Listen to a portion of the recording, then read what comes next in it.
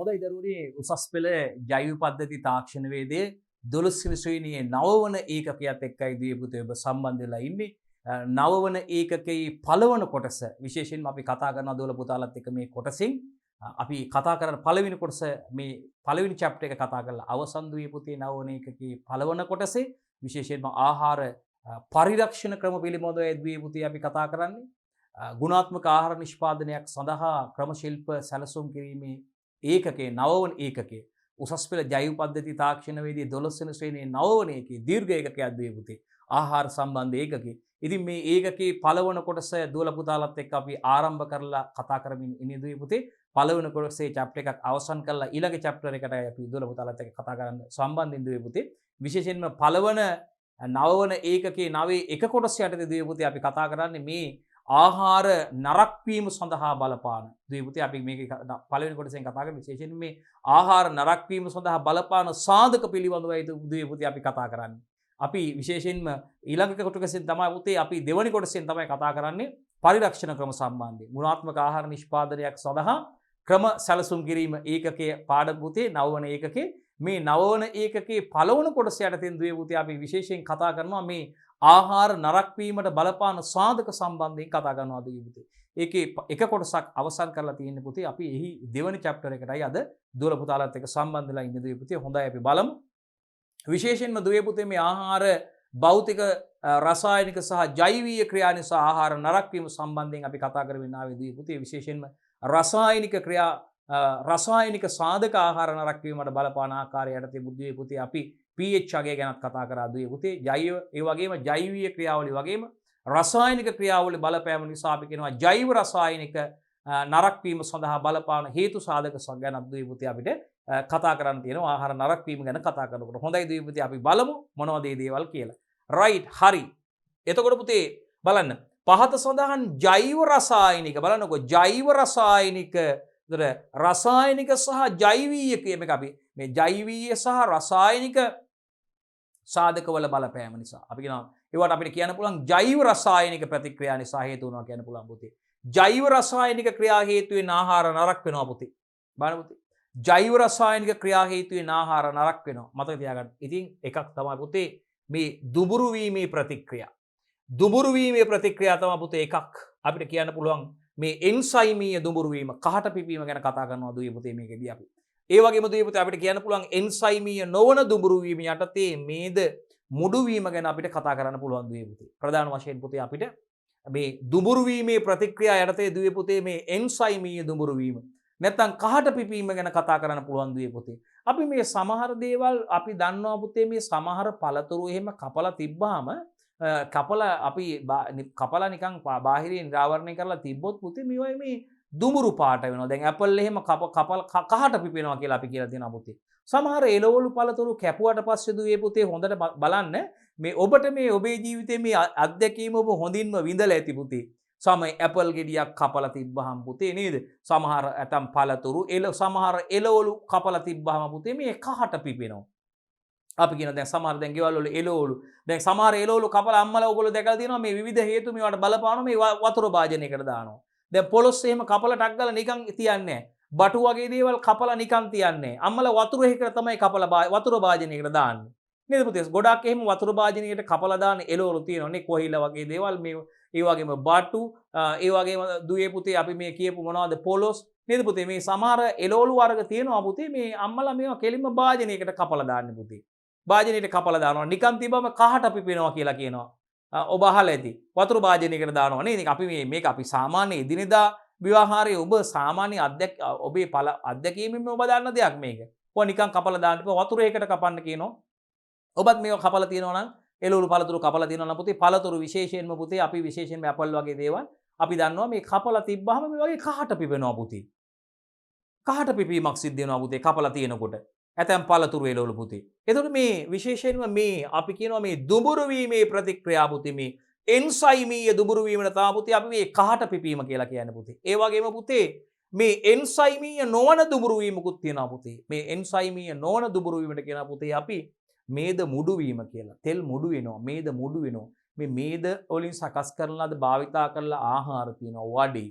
නේද පුතේ කැවුම් හදන ඔයිල් කේක් මේ අවුරුදු සමයේත් එක්කම මේ කෑම જાති නේද උත්සව සමයේ මේ කැවිලි වර්ග හදනවා සෝටික්ස් වර්ග සමහර මේ තෙලේ බදින ලද ඒවා මේ තෙලුත් මුඩු වෙනවා දැන් අපි කියනවා මේ තෙල් වලට තෙල් දැන් තෙල් අපි කියනවා තෙල් බෝතල් වල ගෙවල් වලට කියන පොල් තෙල් බෝතල් වල මූඩි අරලා තියන්නේ නැහැ නේ පුතේ අපි මූඩිය වහලා නිතරම තියෙන්නේ මොකද මේවට මේවා වාතයට නිරාවරණය වුණොත් ඒ වගේම මේවත් එක්ක ජලයට මුසු වුණොත් ජලයේ මුසු වුණොත් එහෙනම් අපි කියනවා මේවා මේද මුඩු වෙන්න පුළුවන් පුතේ මේ මේද මුඩු වීමේ ක්‍රියාවලිය නිසා ආහාර මුඩු වෙන්න පුළුවන් පුතේ මේද මේ ආහාර ඉතින් අප්‍රසන්න රසයක් වගේම අප්‍රසන්න ගන්ධයක් තියෙන කටුක ගන්ධයක් වගේම කටුක රසක් අප්‍රසන්න රසයක් තියෙන අපි ඊය මුඩු වෙලා කියලා කියනවා කේක් කෑල්ලක් වෙන්න පුළුවන් මොන හරි ආහාරයක් මේද තියෙන ආහාරයක් වෙන්න පුළුවන් පුතේ අපි කියනවා මේ නේද තෙලේ බදිනලා ද ආහාරයක් වෙන්න පුළුවන් දොදොල් කෑල්ලක් අපෝ මුඩු වෙලා මුඩු රහ කියන එක අපි දන්නවා ඒක අපිට හරිම අප්‍රසන්නයි මේ මුඩු රහ කියන එක නේද පුතේ ඒ වගේම මුඩු ගඳ කියන එකත් අපිට හරි අප්‍රසන්න අපි කාලා අපෝ කියලා ගහලා දාන මේ කෑම එකට අපෝ මුඩු වෙලා තියෙන්නේ කියලා කියනවා නේද පුතේ එහෙනම් මේක එන්සයිමීය නොවන දුඹුරු වීම යටතේ පුතේ අපි විශේෂයෙන්ම කතා කරනවා ඒ වගේම මේද මුඩු වීම ගැන කතා කරනවා දී පුතේ රයිට් එතකොට අපි බලමු පුතේ රයිට් මෙන්න පුතේ මේ බලන්න පුතේ රයිට් එතකොට මේ එක් සාධක කොහොමද පුතේ මේ ආහාර නරක වීම කෙරෙහි බලපාන්න කියන එක ගැන අපි කතා කරමු පුතේ මේ අපි කියපු එන්සයිමීය නොවන දුඹුරු වීම ඒ වගේම එන්සයිමීය දුඹුරු වීම නේද පුතේ මේ කහට පිපීමේ ක්‍රියාවලිය වගේම අපි බලනවා මේ මුඩු වීමේ ක්‍රියාවලිය කියන්නේ මොකද්ද ඒ වගේම මේ දුඹුරු වීමේ ප්‍රතික්‍රියා ගැනත් අපි බලාපොරොත්තු වෙනවා කතා කරන්න පුතේ අපි කැරමලීකරණේ මෙලාඩ් ප්‍රතික්‍රියාව නේද පුතේ ඒ ටිකක් දැනටමත් ඔබ දන්න ප්‍රතික්‍රියා ටිකක් ක්‍රියාවලිය ටිකක් විශේෂයෙන්ම මේ ආහාර සම්බන්ධයෙන් අපි දුවේ පුතේ කතා කරන්න බලාපොරොත්තු වෙනවා මේ යටතේ නවවන එකකේ පළවන කොටස යටතේ පුතේ අපි කතා කරනවා විශේෂයෙන්ම මේ ආහාර නරක වීමට බලපාන සාධක ගැන කතා කරනවා පුතේ ගුණාත්මක ආහාර නිෂ්පාදනයක් සඳහා ක්‍රමවේද සැලසුම් කිරීම කියන ඒකකයේ යටතේ පුතේ මුලින්ම අපි බලනවා මේ මොනවද මේ ආහාර නරක වීම කියන එක ගැන පුතේ අපි කතා කරලා තියෙන මේ වෙනකොට ඒ නිසා අපි බලාපොරොත්තු වෙන්නේ නැහැ ආහාර නරක වීම වගේ දේවල් ගැන කතා කරන ඊට බලපාන සාධකත් අපි කතා කරලා මේ ඒවා තමයි එකිනෙක විස්තර කරමින් ඉන්නේ පුතේ නැවත අපි මේ දේවල් කතා කරන්න බලාපොරොත්තු වෙන්නේ දුවල පුතාලාත් එක්ක අපි කලින් කොටසේදී මේ පළවෙනි කොටසේදී මේකේ කතා කරලා තියෙන නිසා තමයි පුතේ අපි මේකෙදි විශේෂයෙන්ම මේවා විස්තර කරගෙන දුවල පුතාලාත් එක්ක ඒවා සාකච්ඡා කරමින් සිද්ධාන්ත කොටස් සම්පූර්ණයෙන්ම දුවල පුතාලාට තහවුරු වෙන අන්තිමට කතා කරමින් පුතේ ඒවා අපි විස්තර කරමින් යන්නේ මේ නවවන ඒකකයේ පළවන කොටසට අදාළව ඒ සිද්ධාන්ත කොටස් තමයි දුවේ පුතේ අපි මේ බොහොම රසවත් දුවල පුතාලාත් එක්ක සාකච්ඡා කරමින් යන්නේ. හොඳ ඊ타මත්ම රසවත් පාඩමක් ආහාර පාඩමනේ පුතේ. ඉතින් ආහාර පාඩම ඊ타මත්ම රසවත් පුතේ. ඒක නිසා මේකදී අපි විවිධ ආහාර වර්ග සකස් කිරීම ගැන කතා කරනවා. ඉතින් විශේෂයෙන්ම අපි බලාපොරොත්තු වෙනවා මේ ඒකකයේ අවසානයේදී දුවල පුතාලාත් එක්ක හැම ඒකකයේදීම අවසානයේ කරනවා වගේ සමාලෝචන ප්‍රශ්න වගේම ඊට අදාළ ප්‍රායෝගික පරීක්ෂණවල කටයුතුත් අපි බලාපොරොත්තු වෙනවා දුවල පුතාලාත් එක්ක ඒවා ප්‍රශ්න ආකාරයට කතා කරන්න විශේෂයෙන්ම නේද පුතේ අපි කතා කරන්න බලාපොරොත්තු වෙනවා විවිධ ආහාර නිෂ්පාදන ක්‍රම ගැනත් අපි මෙතනදී බලාපොරොත්තු වෙනවා දුවල පුතාලාත් එක්ක කතා කරන්න පුතේ මේ ආහාර පාඩමට අදාළව හොඳයි එහෙනම් අපි බලමු පුතේ මේ එක් සාධකයේ කොහොමද ආහාර නරක වීම කෙරෙහි බලපාන්නේ කියලා පුතේ බලන්න එන්සයිමීය දුඹුරු වීම පුතේ අපි කියනවා එන්සයිමික් බ්‍රවුනින් එන්සයිමීය දුඹුරු වීම පුතේ අපි දැන් කියපු කතාවමයි මේ එන්සයිමීය දුඹුරු වීම පුතේ ආහාර පෙති කැපීම සමහර ආහාර අපි පෙති කපනවා ඒ වගේම ආහාර කැබලි කිරීම ආහාර කෑලි වලට කපනවා පුතේ ආහාර පෙති කැපීම ඒ වගේම අපි ආහාර කැබලි වලට කපනවා පුතේ ආහාර කැබලි කිරීම වගේ පුතේ මේ ඒ ආහාර වල නැත්තම් එළවලු පළතුරු වගේ දෙයක් වෙන්න පුළුවන් පුතේ ඒ වගේ මේ ආහාර අපි පෙති කිරීම ඒ වගේ මේ කැබලි කිරීම නිසා පුතේ ඒවායේ පටකවලට ටිෂු වලට පුතේ ඩැමේජ් වෙන්න පුළුවන් හානි වෙන්න පුළුවන් පුතේ බලන්න පුතේ එන්සයිමීය දුඹුරු වීම ආහාර පෙති කැපීම අපි ආහාර පෙති කපන අවස්ථා තියෙනවා පුතේ ඒ වගේම අපි ආහාර කැබලි කිරීම කරන අවස්ථා තියෙනවා පුතේ මෙන්න මේ හේතුවෙන් පුතේ පෙති කැපීම සහ කැබලි කිරීම වැනි ක්‍රියා හේතුවෙන් පුතේ මේ ආහාරවල අපි පළතුරු වල නැත්නම් අපි කියමු එළවලු වල මේ වගේ පටකවලට හානි සිදුවීම සිදු වෙනවා පුතේ මොනවද පුතේ ටිෂුස් වලට මේ පටකවලට ඩැමේජ් වෙනවා පුතේ හානි සිදුවීම වෙන්න පුළුවන් පුතේ මෙන්න මේ ආකාරයට පුතේ එන්සයිමීය දුඹුරු වීමේදී ආහාර පෙති කැපීම කැබලි කිරීම වගේ පුතේ මේ ඒවාෙහි මේ පටකවලට ටිෂුස් ඩැමේජ් වීම නිසා හානි වීම නිසා පුතේ මොකද වෙන්නේ පටක හානි වීම සිදු වෙලා පුතේ ඒවා තුලින් මොනවද ෆොලිෆීනෝල් ඔක්සිඩේස් එන්සයිමේ ක්‍රියාකාරී වෙනවා පුතේ ඒවායේ අඩංගු එන්සයිමයක් තියෙනවා පුතේ මොකද්ද පුතේ ඒ එන්සයිමේ මතක තියාගන්න ෆොලිෆීනෝල් ඔක්සිඩේස් එන්සයිමේ මතක තියාගන්න වෙනවා පුතේ කවුද පුතේ අපි ලියමු මෙතන සඳහන් වෙලා තියෙනවා අපි ලියමු පුතේ කවුද පුතේ මේ එන්සයිමේ සක්‍රිය වෙන එන්සයිමේ තමා පුතේ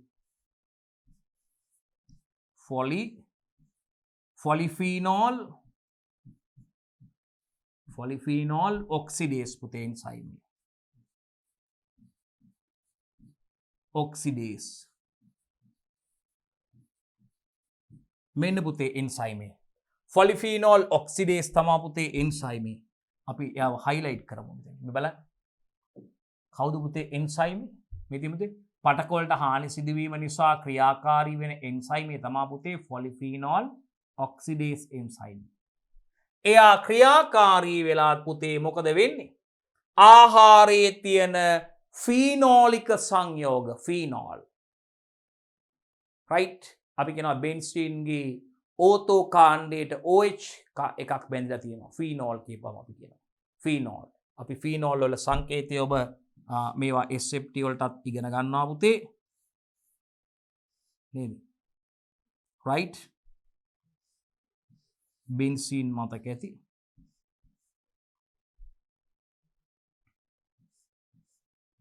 රයිට් මෙන්න මෙයාක තමයි මෙයාගේ රසායනික සූත්‍ර සංකේතය පුතේ රසායනිකව මේ ඔබ දන්නා මේ තියෙන කාබන් පරමාණු 1යි 2යි 3යි 4යි 1යි 2යි 3යි 4යි 5යි 6යි නේ බෙන්සීන් ගැන බහලා තියෙනවා බෙන්සීන් වලයි කියලා අපි කියනවා නේ බෙන්සීන්ගේ ඕතෝ නේද පුතේ ඕතෝ ස්ථානයේ OH එකක් බැඳලා ඉන්නවා එතකොට අපි අර කියනවා පුතේ ෆීනෝල් කියලා කියනවා නේද පුතේ එතකොට පුතේ මේ විදිහට මේ ආහාර ප්‍රතිකැපීම කැබලි කිරීම නිසා පුතේ ඒ වායේ තියෙන පටක වලට හානි සිදු වෙලා පුතේ ෆොලිෆීනෝල් ඔක්සිඩේස් එන්සයිමේ පුතේ නිදහස් වෙනවා නේද පුතේ එන්සයිමේ ක්‍රියාකාරී වෙනවා යා ෆොලිෆීනෝල් ඔක්සිඩේස් එන්සයිමේ ක්‍රියාකාරී වෙලා පුතේ ආහාරයේ තියෙන මොන සංයෝගද පුතේ ෆීනෝලික සංයෝග පුතේ ආහාරයේ තියෙන ෆීනෝලික සංයෝග පුතේ පෘෂ්ඨයේ මතු පිට හරි කාත් එකද ආහාරයේ පෘෂ්ඨයේ සපේස් එක මතු පිට පුතේ මේ කපලා තියෙන පෘෂ්ඨයේ මතු පිට අර මේ පටක වලට හානි සිදුවීම නිසා ක්‍රියාකාරී වන කවුද පුතේ ෆොලිෆීනෝල් ඔක්සිඩේස් එන්සයිමේ පුතේ හරිද ක්‍රියාකාරී වෙලා ආහාරයේ තියෙන ෆීනෝලික සංයෝග පුතේ මේ ඒ ආහාරයේ තියෙන ෆීනෝලික සංයෝග පුතේ පෘෂ්ඨයේ මතු පිට ඒ කැපූ පෘෂ්ඨයේ මතු පිට O2 කවුද පුතේ අර නිකන් ඒක අපි විවෘත කරලා තිබීම නිසා පුතේ මේ පෘෂ්ඨයේ මතු පිට ඒ සර්ෆේස් එක මතු පිට පුතේ O2 කියන්නේ කවුද පුතේ ඔක්සිජන් සමග ප්‍රතික්‍රියා කරලා පුතේ මොකක්ද හදන්නේ අවසන් ප්‍රතිඵලයේ විදිහට පුතේ ඊතා සංකීර්ණ බහු අවයවික සංයෝගයක් පුතේ රයිට් කොම්ප්ලෙක්ස් එකක් හදනවා පුතේ නේද ඊතා සංකීර්ණ බහු අවයවික සංයෝගයක් හදනවා පුතේ රයිට් ඒක ඊතා තද පැහැති හරි ඊතා තද පැහැති පුතේ මේක තමයි මේ ක්‍රියාවලිය මේ බලන්න පුතේ සමීකරණය ෆොලිෆීනෝලික සංයෝග ධන O2 අන්න බලන්න පුතේ මේ ආහාරයේ මතු පිට පුතේ ආහාරයේ තියෙන ෆීනෝලික සංයෝග මේ ආහාරයේ පෘෂ්ඨයේ මතු පිට කාත් එක්කද ඔක්සිජන් O2 සමග ප්‍රතික්‍රියා කළා පුතේ අවසන් ප්‍රතිඵලයේ විදිහට ඉතා සංකීර්ණ බහු අවයවික සංයෝගයක් හදනවා පුතේ ඒක ඉතා තද පැහැති මේ තියෙන පුතේ ෆොලිෆීනෝලික සංයෝගල් ප්ලස් O2 කවුද පුතේ ඊතලයේ මත මේ ක්‍රියාවලියේදී ක්‍රියාත්මක වෙන එන්සයිමේ පුතේ ක්‍රියාකාරී වෙන ෆොලිෆීනෝල් ඔක්සිඩේස් අන්න බලන්නකෝ එන්සයිමේ එයා අතරමැදි අවස්ථාව හදනවා පුතේ කවුද ඕතොකුයිනෝන් කියන මේ බහු අවයවික සංයෝගේ කවුද පුතේ මේ හදන බහු අවයවික සංයෝගේ ඕතොකුයිනෝන් කියන බහු අවයවික සංයෝගේ හදනවා පුතේ රයිට් ෆොලිෆීනෝලික ආහාරයේ මත තියෙන ෆීනෝලික සංයෝග පුතේ මේ පෘෂ්ඨය මේ බලන්න ෆීනෝලික සංයෝග පෘෂ්ඨයේ මත පිට පුතේ ඔක්සිජන් සමග ප්‍රතික්‍රියා කරලා ප්ලස් O2 හරිද මේ ෆොලිෆීනෝල් ඔක්සිඩේස් එන්සයිමේ තියෙනවා පුතේ මේකදී ක්‍රියාත්මක කරන අතරමැදි අවස්ථාව හදනවා කවුද පුතේ ඊතා සංකීර්ණ බහු අවයවක සංයෝගයක් ඒක ඊතා තද පැහැති එයා තමයි කවුද ඕතොකුයිනෝන් අපි කියනවා බහු අවයවික සංයෝගයක් එයා කවුද පුතේ ඕතොකුයිනෝන් එයා බහු අවයවික සංයෝගයක් පුතේ මතක තියාගන්න විභාගයට අහයි පුතේ රයිට් අනිවාර්යයෙන්ම විභාගයට අහයි රයිට් එතකොට එහෙනම් කවුද පුතේ මෙයා ආහාරයේ තියෙන ෆොලිෆීනෝලික සංයෝග ප්ලස් O2 කවුද පුතේ එන්සයිමේ ෆොලිෆීනෝල් ඔක්සිඩේස් අතරමැදි අවස්ථාව හදනවා කවුද පුතේ ඉතා සංකීර්ණ බහු අවයවික සංයෝගයක් එයා ඉතා තද පැහැති එයා කවුද පුතේ ඕතොකුයිනෝන් මෙයා බහු අවයවික සංයෝගයක් මේ ඕතොකුයිනෝන් කියන කෙනා පුතේ බහු අවයවික සංයෝගයක් right බහු අවයවික සංයෝගයක් මතක තියාගන්න හරි මෙන්න පුතේ බලාගන්න මේ ඇපල් වල මේ එන්සයිමීය දුඹුරු වීම බලන්නකො මේ ඇපල් කපලා තියෙනකොට මේ බලන්න පුතේ මේ බලන්න ඇපල් පෙති කැපීම නැත්තම් කැබලි කිරීම වගේ ක්‍රියාවලියද පුතේ මේ බලන්න right මේ වායේ කවුද පුතේ ක්‍රියාත්මක වෙන්නේ ෆොලිෆීනෝල් ඔක්සිඩේස් එන්සයිමේ ක්‍රියාත්මක වෙලා පුතේ මේ ආහාරයේ මතු පිට පුතේ right ෆීනෝලික සංයෝග ඔක්සිජන් එක්ක ප්‍රතික්‍රියා කරලා පුතේ හදනවා මෙන්න මේ සංයෝගය right නේද පුතේ මේ බලන්න තද පැහැති බහු අවයවිකයක් හදනවා නේද පුතේ තද පැහැති බහු අවයවික නේද පුතේ සංකීර්ණ සංයෝගයක් කම්ප්ලෙක්ස් එකක් හදනවා පුතේ කම්ප්ලෙක්ස් කම්පවුන්ඩ් එකක් සංකීර්ණ සංයෝගයක් හදනවා පුතේ ඉතා තද පැහැති පුතේ මේ බලන්න ඉතා තද පැහැති දුඹුරු පැහැති මේ බලන්න පුතේ වර්ණය මේ බලන්න හදලා තියෙන්නේ මේ බලන්න වර්ණය තද පැහැති වර්ණය බලන්න පුතේ මේක තමයි මේ ඇපල් වල එන්සයිමීය දුඹුරු වීම කියලා කියන්නේ පුතේ. ඔබත් මේ ජීවිතයේ අත්විඳලා ඇති ඇපල් කපලා මෙහෙම තිබ්බම මේ ආකාරයට මේ දුඹුරු වීම සිද්ධ වෙනවා පුතේ. මේ බහු අවයවික සංයෝගයේ පුතේ බොහෝ විට කාසිනෝජන් පිළිකාකාරකයි පුතේ. මේ බහු අවයවික සංයෝගයේ පුතේ බොහෝ විට පිළිකාකාරකයි. ඒක මතක තියාගන්න පුතේ. මෙම බහු අවයවික සංයෝගයේ බොහෝ විට පිළිකාකාරක වේ. මතක තියාගන්න. ඒක කාසිනෝජන් මේ හැදෙන දුඹුරු පැහැති මේ බහු අවයවික සංයෝගයේ පුතේ right මේ දුඹුරු පැහැති බහු අවයවික සංයෝගයේ පුතේ පිළිකාකාරකයි කාසිනෝජන් බොහෝ විට මෙතන ඇපල් වල මේ එන්සයිමීය දුඹුරු වීම බලන්න හොඳ පැත්ත මේ බලන්න මේ නරක පැත්ත මේ පැත්ත දුඹුරු වීම සිදු වෙලා තියෙන ආකාරය පුතේ එන්සයිමීය දුඹුරු වීම සිදු වෙලා තියෙන ආකාරය ඇපල් වල මේ බහු අවයවික සංයෝග පුතේ බොහෝ විට පිළිකාකාරකයි ඒවා ආහාරයේ ස්වාද පැතිකඩ ඒ කියන්නේ ෆ්ලේවර් එක පුතේ කෙරෙහි අහිතකර බලපෑම් සිදු කරමින් පුතේ මොකද කරන්නේ ආහාරයේ භාවිතයට නුසුදුසු තත්වයට පත් කරනවා. දැන් ওই තත්වයට ආපුවම කවුරුත් කන්න කැමති නැහැ නේ පුතේ. ආහාරයේ භාවිතයට නුසුදුසු තත්වයට පත් කිරීමක් තමයි පුතේ මේකෙදි සිද්ධ වෙන්නේ. right මම හිතන්නේ දුවල පුතාලට ඉතාමත්ම පැහැදිලි. හරි. right අපි යමු පුතේ එන්සයිමීය නොවන දුඹුරු වීමට. right දුවල පුතාලට අපිත් එක්කම කතා කරගෙන නෝට් එක ලියා ගන්නත් පුළුවන් පුතේ. අපි මෙතෙක් කතා කරේ මේ එන්සයිමීය දුඹුරු වීම ගැනයි දුවේ පුතේ කතා කරේ. right අපි දැන් යනවා පුතේ මේ එන්සයිමීය නොවන දුඹුරු වීමට. right ලියාගන්න පුතේ මාතෘකාව. right ඔයගොල්ලෝ අපිත් එක්කම කරන්න පුළුවන් පුතේ එන්සයිමීය නොවන දුඹුරු වීමයි පුතේ මේක. right අපි බලමු මොකද්ද මේ එන්සයිමීය නොවන දුඹුරු වීම කියන්නේ කියලා පුතේ. අර මාතෘකාව තමයි පුතේ අපිට අපි කතා කරනවා පුතේ මේ එන්සයිමීය නොවන දුඹුරු වීම. right හරි එතකොට කලින් අපි කතා කරේ එන්සයිමීය දුඹුරු වීමනේ පුතේ එන්සයිම ක්‍රියාකාරීත්වයේ බලපෑමෙන් තමයි පුතේ ඒක සිදු වෙන්නේ. මතකද ඔයගොල්ලන්ට ඒ කතා කරපු එන්සයිම මතකයිනේ හොඳට මතකයි. right එහෙනම් අපි දැන් කතා කරන්නේ නේ පුතේ කවුද එන්සයිමීය නොවන දුඹුරු වීම. එහෙනම් පුතේ ඇයි මේකට එන්සයිමීය නොවන දුඹුරු වීම කියන්නේ නමේම තියෙනවා පුතේ එන්සයිමීය ප්‍රතික්‍රියාවකින් තොරව ආහාර දුඹුරු වීම ආකාර දෙකකට සිදු වෙන්න පුළුවන්. දැන් මෙතෙක් කතා කරේ අපි එන්සයිමීය දුඹුරු වීම ගැන පුතේ එන්සයිමීය දුඹුරු වීම ගැන කතා කරේ ඒකදී එන්සයිම වල බලපෑමක් ගැන කතා කරා නේ ෆොලිෆීනෝල් ඔක්සිඩේස් කියන එන්සයිමේ ක්‍රියාත්මක කරලා තමයි ක්‍රියාකාරී වෙලා තමයි මේ ක්‍රියාවලිය සිදු වෙන්නේ ආහාර වල පටක කැප්සිල් නේද පුතේ සිදු වීම නිසා පටක වලට හානි සිදු වීම නිසා නේද පුතේ ෆීනෝලික සංයෝග මතුවිට ආහාරයේ මතුවිට ඔක්සිජන් සමග ප්‍රතික්‍රියා කළා තමයි පුතේ මේ සංයෝගය හැදුනේ right සංකීර්ණ බහු අවයවික සංයෝගයක් හැදුනේ. ඉතින් අපි දැන් කතා කරන්න යන්නේ මේ එන්සයිමීය නොවන දුඹුරු වීම ගැන පුතේ.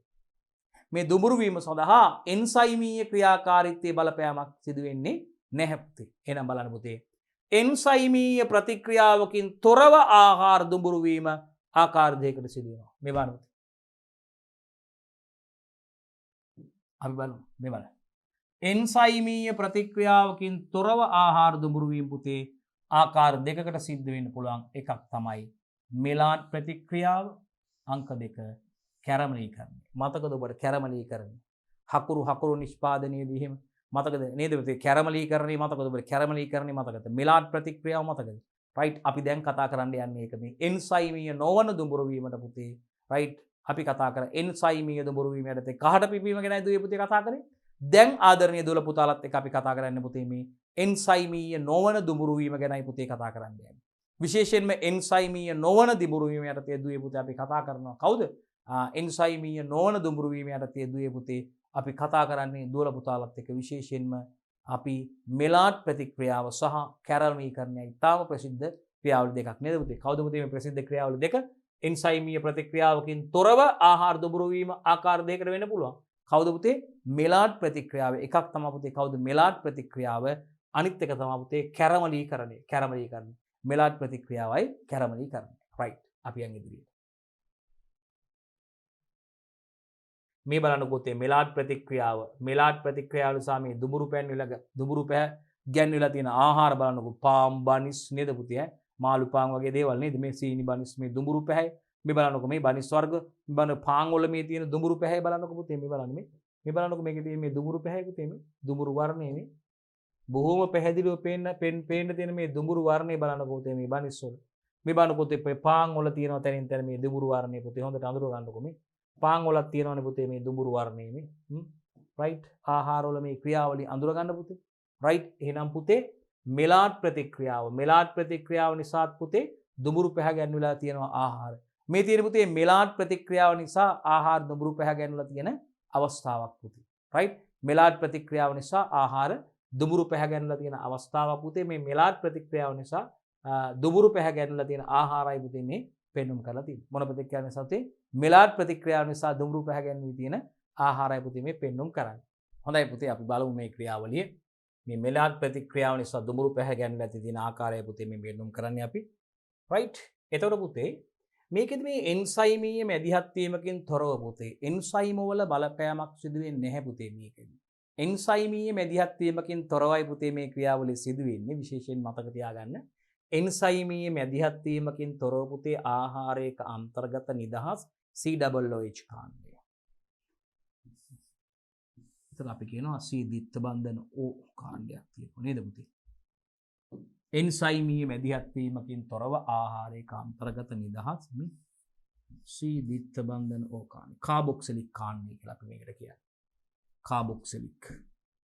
කාබොක්සිලික් කාණ්ඩය. C දිත්ත බන්ධන O කාබන්ට බැදිච්ච දිත්ත බන්ධනයක් තියෙනවා right හරිනේ බන්ධන විව 1 2 3 4 දෙපැත්තෙන් දෙකක් තියෙන සම්බන්ධනය එතකොට හරි එන්සයිම මැදිහත් වීමකින් තොරව පුතේ මේ ආහාරයක නිදහස් කාබොක්සිලික් අම්ල කාණ්ඩය නැත්නම් COOH කාණ්ඩය right සමග NH2 කාණ්ඩයක් අපි අරගෙන ඇමීන් කියලා පුතේ හරි කාබොක්සිලික් අම්ල මොනවද පුතේ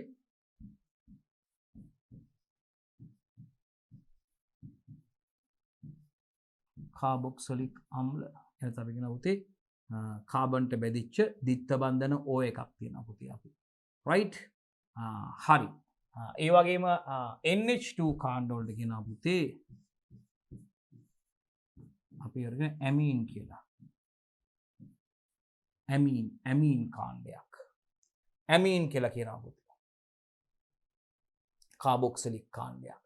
කාබොක්සිලික් කාණ්ඩයක් සහ ඇමීන් කාණ්ඩයක් පුතේ C දිත්ත බන්ධන O එකක් කාබොක්සිලික් කාණ්ඩයක් right එතකොට මේ C දිත්ත බන්ධන O කාණ්ඩ සමග මේ NH2 කාණ්ඩ සිදු කරනු ලබන ප්‍රතික්‍රියා තමයි පුතේ කවුද මෙලාට් ප්‍රතික්‍රියා කියලා කියන්නේ එහෙනම් මොනවද පුතේ මෙලාට් ප්‍රතික්‍රියා කියලා කියන්නේ බලන්නකෝ එන්සයිමීය මැදිහත් වීමකින් තොරව ආහාරයක අන්තර්ගත නිදහස් C දිත්ත බන්ධන O කාබොක්සිලික් කාණ්ඩ සමග NH2 නැත්නම් ඇමීන් කිව්වත් හරි. කවුද පුතේ ඇමීන්. ඇමීන් කාණ්ඩ සිදු කරන ලබන ප්‍රතික්‍රියාව තමයි පුතේ අපි හඳුන්වන්නේ මොකද්ද? මෙලාට් ප්‍රතික්‍රියාව කියලා. ඊටමත්ව ජනප්‍රිය ප්‍රතික්‍රියාව නේද? මෙලාට් ප්‍රතික්‍රියාව කියලා කියන්නේ. මේ ප්‍රතික්‍රියාවල ආරම්භක right මොකද පුතේ?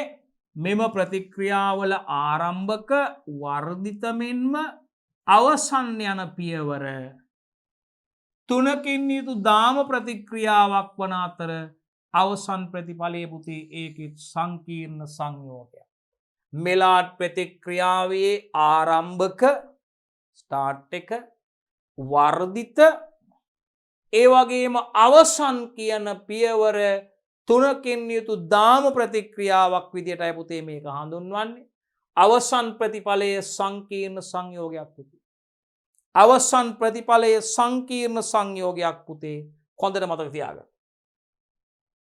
මේ ප්‍රතික්‍රියා බොහෝ විට පුතේ ආහාර නිෂ්පාදනයේදී හිතකරවයි භාවිතා කරනු ලබන්නේ. ඉතින් කොච්චරවත් ආහාර නිෂ්පාදන ක්‍රියාවලියේදී මේ මෙලාට් ප්‍රතික්‍රියාව මේ ප්‍රතික්‍රියා පුතේ හිතකර භාවිතා කරනු ලැබුවත් පුතේ මේවායේ අවසන් ප්‍රතිඵලයේ පුතේ බොහෝ විට පිළිකාකාරක වෙනවා, කාසිනෝජන් වෙන්න පුළුවන්. ඉතින් ඒ නිසා මේ අවසන් සංයෝගයේ වගේම අතරමැදිව ඇතිවන සංයෝග මගින් ආහාරයේ වයනය, වර්ණය සහ ස්වාද පැතිකඩ වෙනස් කරනු ලබනවා පුතේ. රයිට්? මතක තියාගන්න. එහෙනම් මේ මෙලාට් ප්‍රතික්‍රියාව බොහෝ විට ආහාර නිෂ්පාදනයේදී පුතේ අපි හිතකරව භාවිතා කරන්නේ. හැබැයි මේකේ අවසන් ඵලයේ බොහෝ විට පිළිකාකාරක වෙන්න පුළුවන්. ඒ වගේම මේ අවසන් සංයෝග වගේම අතරමැදිව ඇතිවන සංයෝග මගිනුත් පුතේ ආහාරයේ ටෙක්ස්චර් එක, වයනේ, ඒ වගේම ආහාරයේ කලයක, වර්ණය, ඒ වගේම ආහාරයේ ස්වාද පැතිකඩ පුතේ වෙනස් කරන්න පුළුවන්. ආහාරයේ ස්වාද පැතිකඩ යන හේවල් වෙනස් කරන්න පුළුවන් දුවේ පුතේ. රයිට්? අපි යන් ඉදිරියට. හරි, මේ බලන්න.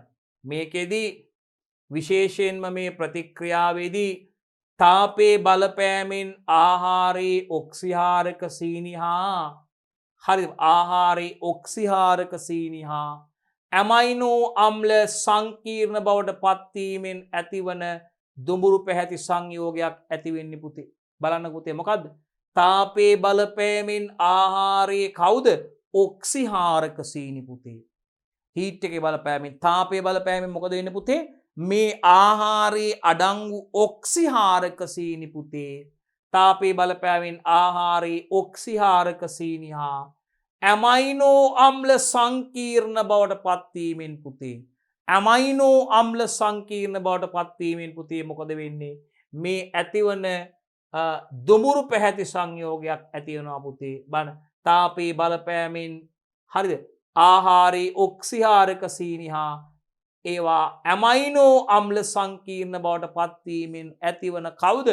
දුඹුරු පැහැති සංයෝගයක් තියෙනවා පුතේ. මේ බලන්න, ඔක්සිහාරක සීනි දන ඇමයිනෝ අම්ල මොනවද පුතේ හැදෙන්නේ?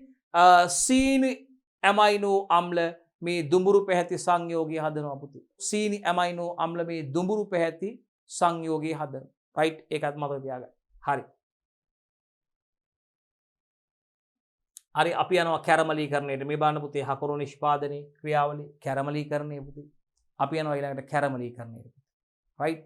එන්සයිමීය මේ බලන්න නොවන දුඹුරු වීම ගැනයි පුතේ අපි කතා කරන්නේ.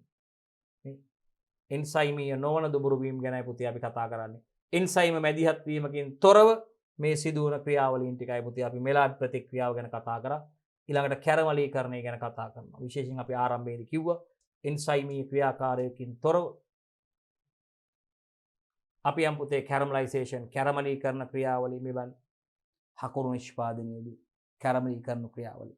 අපි බලන්න යන්නේ මොකද්ද මේ ඊළඟ ක්‍රියාවලිය මේ කැරමලීකරණ ක්‍රියාවලිය කියන එක. රයිට්? කැරමලීකරණය. කැරමලීකරණය මගින් පුතේ සුක්‍රෝස් ආම්ලික හෝ විජලන තත්ත්ව ඇතිවට පුතේ ප්‍රතික්‍රියා මාලාවකට ලක්වීමෙන් තද දුඹුරු පැහැයක් සිදුවීම සිද්ධ වෙනවා. සීනි උණු කරනකොට බලන්නකො පුතේ සීනි උණු කරද්දී සුක්‍රෝස් ජල විච්ඡේදනය වෙනවා. මොකද්ද හැදෙන්නේ? වර්ණ වෙනස ආරම්භ වෙන අවස්ථාව කැරමලාන් බවට පත් වෙනවා පුතේ. කැරමලාන් තවදුරටත් කැරමලීන් බවට පත් වෙනවා පුතේ. රන්වන් දුඹුරු පැහැයට පත් වෙන අවසානයේ හදනවා හියුමින් හදනවා පුතේ. මේ සීනි අණු වලින් ජලය ඉවත් වීම නිසා පුතේ බහු අවයවීකරණයට ලක් වෙලා අවසානයේ හියුමින් කියන තද පැහැති ද්‍රව්‍යයක් හදනවා. අවසානයේදී හියුමින් කියන තද පැහැති ද්‍රව්‍යයක් හදනවා. බලන්න පුතේ මේ කැරමලීකරණය මගින් සුක්‍රෝස් ආම්ලික හෝ ජල විච්ඡේදන තත්ත්ව තියෙනකොට ප්‍රතික්‍රියා මාලාවකට ලක් වෙලා පුතේ තද දුඹුරු පැහැයක් ගන්නවා. රයිට්? තද දුඹුරු පැහැ ගන්න කවුද? කැරමලීකරණය මගින් කවුද? සුක්‍රෝස් තමයි පුතේ. මොන මාධ්‍යයේද? ආම්ලික හෝ විජලන තත්ත්ව තියෙනකොට. ජලයේ නැති තත්ත්ව. ආම්ලික හෝ විජලන තත්ත්ව ඇතිවෙන පුතේ ප්‍රතික්‍රියා මාලාවකට ලක් වී තද දුඹුරු පැහැවීම සිදු වෙනවා. ප්‍රතික්‍රියා මාලාවකට ලක් වෙලා තද දුඹුරු පැහැවීමට සම්බන්ධ සුක්‍රෝස් ජල විච්ඡේදනයෙන් කවුද පුතේ හැදෙන්නේ? කැරමලාන් වර්ණ වෙනස ආරම්භ වෙනවා පුතේ. ඊට පස්සේ පුතේ කැරමලාන් කැරබලීන් බවට පත් වෙනවා. රන්වන් දුඹුරු පැහැයට පත් වෙනවා පුතේ. ඊට පස්සේ සහදනවා හියුමින් හදනවා. මේකෙදි පුතේ සීනි අණු වලින් මතක තියාගන්න. මේදී සීනි අණු වලින් ජලය ඉවත් වීම නිසා සීනි අණු වල තියෙන ජලය ඉවත් වෙනවා පුතේ. හරි ජල විච්ඡේදනයේදී. බහු අවයවීකරණයට ලක් වී අවසානයේ හියුමින් නැමැති ඊතා තද පැහැති ද්‍රව්‍යයක් හදනවා. අවසානයේදී මොකද පුතේ හදන්නේ? හියුමින් කියන ඊතා තද පැහැති ද්‍රව්‍යයක් පුතේ හදනවා. එහෙනම් කැරමලීකරණයේ මගින් සුක්‍රෝස් පුතේ ආම්ලික හෝ විජලන තත්ත්වයට තියෙනකොට රයිට් ආම්ලික හෝ විජලන තත්ත්වයට තියෙනකොට ප්‍රතික්‍රියා මාලාවකට ලක් වෙලා තද දුඹුරු පැහැයක් වීම සිද්ධ වෙනවා පුතේ. මේ බලන්න. සුක්‍රෝස් ජල විච්ඡේදනයේ මගින් පුතේ වර්ණ වෙනස ආරම්භ වෙනවා, කැරමලාන් හදනවා. ඊට පස්සේ නැවතත් මේ කැරමලාන් පුතේ කැරමලීන් බවට පත් වෙනවා. ඒක රන්වන් දුඹුරු පැහැයක් ගන්න අවසානයේදී හියුමින් බවට පත් වෙනවා. මේකෙදි සීනි අණු වලින් ජලය ඉවත් වීම නිසා පුතේ ජල විච්ඡේදනය වෙනවා. මේ බලන්නකෝ. සුක්‍රෝස් ජල විච්ඡේදනයේ පුතේ සීනි අණු වලින් ජලය ඉවත් වීම නිසා මතක තියාගන්න බහු අවයවීකරණයට ලක් වෙලා අවසානයේ හියුමින් නැමැති ඊතා තද පැහැති ද්‍රව්‍යයක් හැදෙනවා. අවසානයේ කවුද පුතේ හැදෙන්නේ? හියුමින් කියන මේ ඊතා තද පැහැති ද්‍රව්‍යයක් හැදෙනවා. ඒකත් මතක තියාගන්න. අපි යනවා ඊට පස්සේ පුතේ අපි කතා කරේ එන්සයිමීය නොවන දුඹුරු වීම යටතේ දුවේ පුතේ අපි කැරමලීකරණය ගැන කතා කරා පුතේ මෙලාට් ප්‍රතික්‍රියාව ගැන කතා කරා. ඊට පස්සේ දුවල පුතාලට අපි විශේෂයෙන්ම කතා කරන්න යන පුතේ මේ මේද මුඩු වීම ෆිල්ම් සම්බන්ධයෙන්. ඊළඟ ආහාර නරක් වීම විදිහට තවත් එක් ආකාරයක් විදිහට මේ මේද මුඩු වීමේ ක්‍රියාවලිය අපිට යොදා ගන්න පුළුවන් පුතේ. විවිධ ප්‍රතික්‍රියා නිසා පුතේ තෙල් හා මේද සහිත ආහාර පුතේ හරිද? තෙල් හා මේද සහිත ආහාර පුතේ අපි දන්නවා. හරිද? රසායනිකව පරිහානියට පත් වෙලා පුතේ අප්‍රසන්න රසයක් හා ගන්ධයක් ඇති වෙනවා. මේක මං කලින් දුවල පුතාලට කිව්වා. අපි රට කජු වඩේ නේද පුතේ මේ අපි කැවුම් හදන රස කැවිලි වර්ග තෙල් භාවිතා කරලා හදන නෙවෙයි පුතේ තෙල් ආශ්‍රිත නිෂ්පාදන තෙලේ බැදපු ආහාර වගේ දේවල් මේවා පුතේ අපි කියනවා මුඩු වීමකට ලක් වෙනවා. මේද මුඩු වීම අපි අප්‍රසන්න නැත්තම් කටුක රසක්කා ගන්ධයක් දෙන එකක් නේ. අපි ඒකට අපි කැමති නෑනේ පුතේ. ඒක ඒ මුඩු සුවඳට වගේම මුඩු රහට අපි කැමති නෑනේ පුතේ. එහෙනම් පුතේ මතක තියාගන්න මේද මුඩු වීම යටතේ විවිධ ප්‍රතික්‍රියා නිසා තෙල් හා මේද සහිත බානුව මේ විවිධ ප්‍රතික්‍රියා නිසා පුතේ තෙල් හා මේද සහිත රසායනික පරිහානියට පත් වී බානුව පුතේ මේ ආහාර නේද පුතේ විවිධ ප්‍රතික්‍රියා නිසා පුතේ තෙල් හා මේද සහිත කවුද? කෑම ආහාර. මං කියපු තේ වඩේ වෙන්න පුළුවන් කැවුම් ඔයිල් කේක් වර්ග අපි අවුරුද්දට තෙලේ බදින කෑම තියෙනවා නේද පුතේ? කැවුම් වෙන්න පුළුවන් පුතේ. ඈ පුතේ ඉතින් මේ තෙල් තියෙන ආහාර වෙන්න පුළුවන් පුතේ. තෙල් ආශ්‍රිත ආහාර නිෂ්පාදනය වෙන්න පුළුවන් පුතේ. ඉතින් පුතේ මේ විවිධ ප්‍රතික්‍රියා නිසා මතක තියාගන්න තෙල් හා මේද සහිත ආහාර පුතේ නේද? තෙල් හා මේද සහිත ආහාර පුතේ රසායනිකව පරිහානියට පත් වෙලා අප්‍රසන්න රසයක් හා ගන්ධයක් ඇතිවීම තමයි පුතේ මේ මේද මුඩු වීම කියලා කියනවා. මුඩු වීම ගැන කතා කරද්දිම මම කිව්වනේ ඕගොල්ලන්ට දී පුතේ දැන් අපිට කණ්ඩ අමතක වෙච්ච කේක් කෑල්ලක් වගේ දෙයක් අවුරුද්දට හංගල පස්සේ කන්නම් කියලා තිබ්බ කැවුම් මල්ලක් වෙන්න පුළුවන් පුතේ. තෙල් හා මේද සහිත ආහාර පුතේ. ඒකයි කියන්නේ විවිධ ප්‍රතික්‍රියා නිසා පුතේ මේ තෙල් හා මේද සහිත ආහාර කාලයක් යනකොට පුතේ බලන්නකෝ මේ රසායනික පරිහානියට පත් වෙලා පුතේ අප්‍රසන්න රසයක් හා ගන්ධයක් ඇතිවීම සිද්ධ වෙනවා. ඒගොල්ලෝ රසායනිකව පරිහානියට ලක් වෙලා පුතේ අප්‍රසන්න රසයක් හා ගන්ධයක් ඇතිවීම සිදු වෙන්න පුළුවන් පුතේ. ඒකයි කිව්වේ විවිධ ප්‍රතික්‍රියා නිසා පුතේ තෙල් හා මේද අතර මේද සහිත ආහාර මොකද වෙන්නේ? රසායනිකව පරිහානියට පත් වෙලා අප්‍රසන්න රසයක් හා ගන්ධයක් ඇතිවෙලා. ඊයේ ගඳයි මුඩු වෙලා කියනවා. නේ අපි කියනවා රයිට් හරි. කාලා බල්ල හැම්ම කෙල ගහන දදුල් කෑල්ලක් එහෙම. එහෙම පරණ දදුල් කෑල්ලක් අපි කියනවා මුඩු වෙලා කියලා නේද පුතේ? හරි. හොඳයි. පැහැදිලි ඒක දුවල පුතාලට කියලා දුන්නා. ඒ නිසා දුවල පුතාලට තාමත්ම පැහැදිලි ඒ කරුණ. රයිට් අපි යන්නේ ඉදිරියට. ආහාර මුඩු වීම සඳහා බලපාන හේතු සාධක වලට යම් පුතේ අපි. මේ ආකාරයට ආහාර මුඩු වීම සඳහා බලපාන හේතු සාධක වලට යම් පුතේ අපි. ආහාර මුඩු වීම සඳහා බලපාන හේතු සාධක වලට යම් අපි. රයිට් එකක් තමයි පුතේ ආහාර මුඩු වීම සඳහා බලපාන හේතු සාධක එකක් තමයි පුතේ ස්වයං ඔක්සිකරණය. අනිත් එක තමයි එන්සයිමීය ඔක්සිකරණය. එකක් පුතේ ස්වයං ඔක්සිකරණය. ස්වයංම ඔක්සිජන් සමග සම්බන්ධ වෙනවා. අපි දන්න ඔක්සිකරණයේදී ඔක්සිජන් සමග බැඳීමක් සිද්ධ වෙන්නේ නේද පුතේ? ඔක්සිජන් එක්ක එකතු වෙන ඔක්සිකරණයේදී. ඔක්සිහරණයේදී ඔක්සිජන් ඉවත් වෙනවා පුතේ. ඔක්සිකරණයේදී ඔක්සිජන් එකතු වෙනවා පුතේ. ඔක්සිජන් සමග සම්බන්ධ වීමයි ඔක්සිකරණය කියලා කියන්නේ. ඔක්සිහරණයේදී වෙන්නේ හරණය වෙනවා ඔක්සිජන් ඉවත් වෙනවා. එහෙනම් පුතේ ආහාර මුඩු වීම සඳහා බලපාන හේතු ගැන කතා කරද්දී එකක් තමයි පුතේ ස්වයං ඔක්සිකරණය. ආහාර ස්වයංවම ඔක්සිජන්ට නිරාවරණය වීම නිසා සිදුවෙන්න පුළුවන් හානි. ස්වයං ඔක්සිකරණය පුතේ. රයිට්? ස්වයං ඔක්සිකරණය කෙලින්ම ආහාර ඔක්සිජන් වලට නිරාවරණය වීම නිසා මේදාහාර මුඩු වීමේ ක්‍රියාවලිය සිද්ධ වෙනවා. ඊළඟට පුතේ අපි කියනවා එන්සයිමීය ඔක්සිකරණය. එන්සයිම ක්‍රියාකාරීත්වයේ හේතුවෙන් පුතේ ඔක්සීකරණය වෙනවා. ඔක්සිජන් සමග සම්බන්ධ වීමක් සිද්ධ වෙනවා. ඔක්සිජන්ගේ බලපෑමක් තියෙනවා. රයිට්? එහෙනම් මතක තියාගන්න මේ ආහාර මුඩු වීම සඳහා අපි අර කියපු කටුක අප්‍රසන්න රසය හා ගන්ධය ඇතිවීමට මේ මේදමය ආහාරවලට බලපාන්න පුළුවන් හේතු ගැනයි දුවේ පුතේ කතා කරන්නේ. ඒ වගේම අපි දැන් කතා කරනවා මේ ආහාර මුඩු වීම සඳහා බලපාන හේතු මොනවද කියන එක පුතේ. මොකද පුතේ අපි කතා කරන්න යන්නේ මේ ආහාර මුඩු වීම සම්බන්ධයෙන් ආහාර මුඩු වීම සඳහා බලපාන හේතු දුවේ පුතේ කතා කරන්න යන්නේ. එහෙනම් බලන්න පුතේ මේ ආහාර මුඩු වීම සඳහා බලපාන ප්‍රධාන හේතුවක් තමයි පුතේ ස්වයං ඔක්සිකරණය පුතේ. ස්වයං වූ ඔක්සිකරණය වෙනවා. කවුරුත් ඔක්සිකරණය කරවන්න ඕනේ ස්වයංව ඔක්සිකරණය වෙනවා පුතේ. රයිට්? මතක තියාගන්න. එකක් ආහාර මුඩු වීම සඳහා බලපාන එකක් ස්වයං ඔක්සිකරණය. ස්වයංව ඔක්සිජන්ට සම්බන්ධ වෙනවා. ඊළඟට එන්සයිමීය ඔක්සිකරණ ක්‍රියාවලිය පුතේ.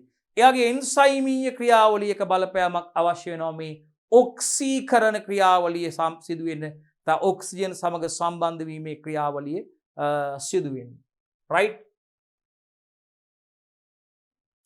මේ බලන්න එකී ආහාර මගින් ආහාර මුඩු වීම සිදුවන ආකාරය ඔටෝ ඔක්සිඩේෂන් මගින් ස්වයං ඔක්සිකරණය මගින් ඔටෝ ස්වයං ඔක්සිජන්ට නිරාවරණය වීම මගින් පුතේ ඔක්සිජන් සමග ප්‍රතික්‍රියා කිරීම මගින් කොහොමද පුතේ මේ එකී ආකාර මගින් ආහාර මුඩු වීම සිදුවන ආකාරය පුතේ අපි බලන්න යන්නේ. පළවෙනි එක තමයි පුතේ මේක මේ මොකද්ද මේ ඔටෝ ඔක්සිඩේෂන් නැත්නම් ස්වයං ඔක්සිකරණය කියන්නේ කියලා. රයිට්? අපි බලමු පුතේ මොකද්ද ස්වයං ඔක්සිකරණය කියන්නේ කියලා. එකී ආකාර මගින් ආහාර මුඩු වීම සිදුවන ආකාරය. රයිට්? එහෙනම් අපි බලමු මේ ස්වයං ඔක්සිකරණය මගින් කොහොමද ආහාර මුඩු වීම සිදු වෙන්නේ? ස්වයංව ඔක්සිජන් වලට නිරාවරණය වීම මගින් කොහොමද පුතේ මේ ආහාර නරක් වීම සිදු වෙන්නේ කියන එක අපි බලමු. ඔක්සිජන් මගින් ඇතිවන මුඩු වීම ස්වයං ඔක්සිකරණය ලෙස හඳුන්වයි. පුතේ කතා දෙකක් නෑ. කාටද ස්වයං ඔක්සිකරණය කියලා කියන්නේ? හරි පැහැදිලි. ඔක්සිජන් මගින් ඇතිවන මුඩු වීම තමයි පුතේ ස්වයං ඔක්සිකරණය කියලා කියන්නේ. මොකද පුතේ ස්වයං ඔක්සිකරණය කියලා අපි කියන්නේ ඔක්සිජන් මගින් සිදුවන මුඩු වීමට. රයිට්? අපි වෙනත් පැනක් ගමු පුතේ. බලන්න පුතේ ස්වයං ඔක්සිකරණයේ ඔටෝ ඔක්සිඩේෂන් මේ ඔක්සිජන් මගින් ඇතිවන මුඩු වීම තමයි පුතේ ස්වයං ඔක්සිකරණය කියලා හඳුන්වන්නේ. ඔක්සිජන්ට නිරාවරණය වීම නිසා ස්වයං ඔක්සිකරණය වෙනවා. ඊළඟට ලිපිඩ ආහාර ඔක්සිජන් තිබීම නිසා වියෝජනය වී වෙනත් සංයෝග හදන. අපි දන්නවා ලිපිඩ ආහාර පුතේ හරිද? ඔක්සිජන් ලිපිඩ සහිත ආහාර මොකද්ද? ඔක්සිජන් තිබීම නිසා ඒගොල්ලෝ වියෝජනය වෙලා පුතේ වෙනත් සංයෝග හදනවා. ඊළඟට ඔක්සිජන් ගත්තාම පුතේ එයා ජලයට වඩා ලිපිඩ වලදී 8 ගුණයක් පමණ ද්‍රාවිතාවයෙන් වැඩි. කොහොමද වැඩි? ඔක්සිජන් සලකපුවාම පුතේ O2 සලකපුවාම ඔක්සිජන් ගත්තාම ඒ ඔක්සිජන් කියන කෙනා ජලයට වඩා ලිපිඩ වලදී මොකද වෙන්නේ පුතේ 8 ගුණයක් පමණ ද්‍රාවිතාවයෙන් වැඩි. හරි? ඒ කියන්නේ ඒකේ තේරුම මොකද්ද? ඔක්සිජන් ජලයට වඩා හරිද? ලිපිඩ වලදී හරිද? 8 ගුණයක් පමණ ද්‍රාවිතාවයෙන් වැඩිවලු. ඒ කියන්නේ ලිපිඩ වල ජලයට වඩා ලිපිඩ වලදී ඔක්සිජන් 8 ගුණයක් පමණ ද්‍රාවිතාවයෙන් වැඩි කියලා කියන්නේ. ඔක්සිජන් ජලයට වඩා ලිපිඩ වලදී 8 ගුණයක් පමණ ද්‍රාවිතාවෙන් වැඩි. ලිපිඩ ඔක්සිජන් වලට නිරාවරණය වීම පුතේ අපි කියන්නේ ස්වයං ඔක්සිකරණයට ප්‍රධාන හේතුව වන අතර පුතේ එහිදී තෙල් වල සම්තෘප්ත බව වැඩි කරයි. මෙම ක්‍රියාවලිය ආලෝකයේ මගින්ද සිදු කරන්න පුළුවන්. එහෙනම් බලන්න ඔක්සිජන් ජලයට වඩා ලිපිඩ වලදී 8 ගුණයක් පමණ ද්‍රාවිතාවෙන් වැඩි. ඒ වගේම ලිපිඩ ඔක්සිජන් වලට නිරාවරණය වීම තමයි පුතේ අපි කියන්නේ මොකද්ද ස්වයං ඔක්සිකරණය කියලා. ඒකට ප්‍රධානම හේතුව තමයි පුතේ ස්වයං ඔක්සිකරණයට ප්‍රධානම හේතුව තමයි පුතේ ලිපිඩ ඔක්සිජන් වලට නිරාවරණය වීම පුතේ. ඒක තමයි ලිපිඩ වල ස්වයං ඔක්සිකරණයට ප්‍රධාන හේතුව වෙන්නේ. ඒකෙදි තෙල් වල සම්තෘප්ත බව වැඩි කරනවා පුතේ. තෙල් වල මොකද්ද වැඩි කරන්නේ? සම්තෘප්ත බව වැඩි කරනවා මේ දේ තියෙන පුතේ. මේ ක්‍රියාවලිය ආලෝකයේ මගිනුත් අපිට සිදු කරන්න පුළුවන් පුතේ. මොකද්ද? මේ ක්‍රියාවලිය ආලෝකයේ මගිනුත් පුතේ අපිට සිදු කරන්න පුළුවන්. එහෙනම් ඊටාම හොඳ ක්‍රියාවලියක් කතා කරේ මේ මුඩුවීමේ ක්‍රියාවලිය සිදු වන ආකාරයට පුතේ ස්වයං ඔක්සිකරණයයි කතා කරේ. ස්වයං ඔක්සිකරණයයි කතා කරේ. අපි බලමු ජල විච්ඡේදන මුඩුවීමට යම් පුතේ හයිඩ්‍රොලයිසිස්. හයිඩ්‍රොලයිසිස් ජල විච්ඡේදන මුඩුවීම. මේ ක්‍රියාවලිය වාතයේ නැමුත් නොමැතිමුත් ජලය සහිත අවස්ථාවලදී වචනේම තියෙනවා පුතේ නේද? ජල විච්ඡේදන මුඩුවීම පුතේ. එහෙනම් බලන්න පුතේ මේක මොකද්ද කියලා.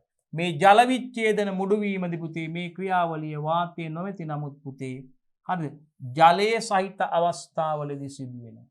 මේ ජලය හා ලිපිඩ අතර ප්‍රතික්‍රියාව පුතේ ශාක තෙල් වල හා එම මේදවල පවතින එන්සයිම මගින් තමයි පුතේ උත්පේරණය කරන්නේ. ඒකත් මතක තියාගන්න. ජල විච්ඡේදන මුඩුවීමේදී නැත්තම් හයිඩ්‍රොලයිසිස් වලදී පුතේ හොඳට මතක තියාගන්න මේ ජල විච්ඡේදන මුඩුවීම කියන එක මතක තියාගන්න පුතේ.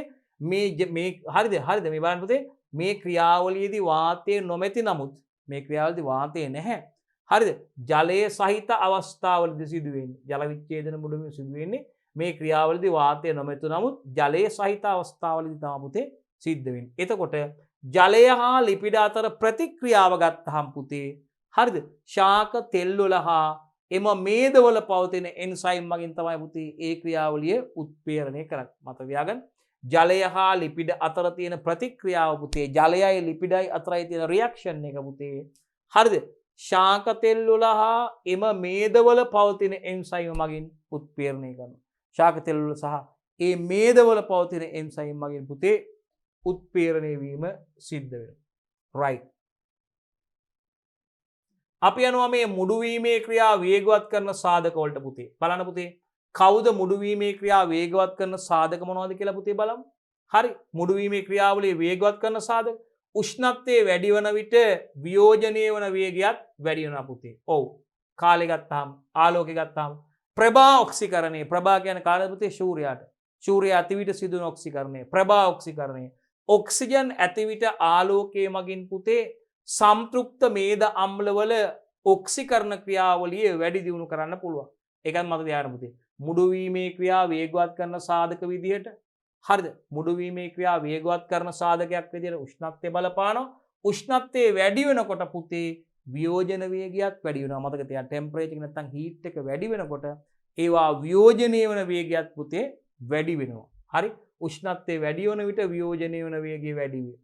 ඒ වගේම ආලෝකය ගත්තොත් ප්‍රභා ඔක්සිකරණය. ඔක්සිජන් තියනකොට පුතේ ආලෝකයේ මගින් සම්තෘප්ත මේද අම්ලවල ඔක්සිකරණ ක්‍රියාවලිය වැඩි දියුණු කරනවා. ඔක්සිජීකරණ ක්‍රියාවලිය කියන්නේ මේ ඔක්සිජන් හා සම්බන්ධ වීමේ ක්‍රියාවලියේ පුතේ උදාහරණයක් විදිහට උත්පේරක එන්සයිම විකිරණ හැඳින්වීම කරන්න පුළුවන්. රයිට්. එහෙනම් අපි කතා කරේ මුඩුවීමේ ක්‍රියාවලිය වේගවත් කරන සාධකයි පුතේ කතා කරේ. බලන්න කවුද කියලා. එකක් මුඩුවීමේ ක්‍රියාවලිය වේගවත් කරන සාධකයක් උෂ්ණත්වය. අපි දන්නවා පුතේ මේ උෂ්ණත්වයේ වැඩි වෙනකොට වියෝජනය වන වේගය වැඩි වෙනවා. ටෙම්පරේචර් එක වැඩි වෙනකොට පුතේ ඒකේ රියැක්ෂන් එකේ ඒ ක්‍රියාවලිය පුතේ උෂ්ණත්වයේ වැඩි වෙනකොට වියෝජනය වන වේගය වැඩි වෙනවා පුතේ. වියෝජනය වෙන වේගය වැඩි වෙනවා. ඒ වගේම කාලයේ ආලෝකයත් අපිට ගන්න පුළුවන්. ප්‍රභා ඔක්සිකරණය සූර්යයා ඉන්නකොට පුතේ. ප්‍රභා කියන්නේ සූර්යාටනේ. ඔක්සිජන් ඇති විට වගේම ආලෝකයේ මගින් සම්ප්‍රයුක්ත මේද අම්ලවල ඔක්සිකරණ ක්‍රියාවලිය වැඩි දියුණු කරයි. මං හිතන්නේ තාමත්ම පැහැදිලි දරවන්න. ඒ වගේම ජලය උත්පේරක එන්සයිම විකිරණ වගේ දේවල් පුතේ අපිට යොදා ගන්න පුළුවන්. මුඩු වීමේ ක්‍රියාව වේගවත් කරන තවත් සාධකයක් විදිහට පුතේ ජලය වගේම උත්ප්‍රේරක විදිහට එන්සයිම හා විකිරණ යොදා ගන්න පුළුවන් පුතේ මේ මුඩු වීමේ ක්‍රියාව වේගවත් කරන තවත් සාධක විදිහට. මුඩු වීමේ ක්‍රියාව වේගවත් කරන තවත් සාධක විදිහට යොදා ගන්න පුළුවන් දේවල්. අපි බලමු මුඩු වීමේ ක්‍රියාව වේගවත් කරන සාධක මොනවද කියලා. එකක් උෂ්ණත්වය. ටෙම්පරේචර්. අපි කියන තාප ශක්තිය මිනුමක් කොහොමද? උෂ්ණත්වය වැඩි වෙනකොට වියෝජනන වේගය වැඩි වෙනවා. අන්න බලන්න. මේ මුඩු වීමේ ක්‍රියාවලිය වේගවත් කරනවා. ද උෂ්ණත්වය වැඩි වෙනකොට මොකද වෙන්නේ? මේ වියෝජන ක්‍රියාවලිය වේගවත් වෙනවා. රයිට්. එතකොට මුඩු වීමත් ඉක්මනින් සිදු වෙනවා. කාලයත් එක්ක බලන්න. එතකොට ආලෝකයේ හරි ගත්තාම ප්‍රභා ඔක්සිකරණය. ප්‍රභා ඉන්නකොට සූර්යයා ඉන්නකොට සිදුවන ඔක්සිකරණ ක්‍රියාවලිය. නම් ඔක්සිජනුත් තියෙන්න ඕනේ. ඔක්සිජන් නැති විට ආලෝකය මගින් මොකද කරන්නේ? සම්තෘප්ත මේද අම්ලවල ඔක්සිකරණ ක්‍රියාවලිය වැඩි කරනවා. කොච්චර පැහැදිලි බලන්න පුතේ?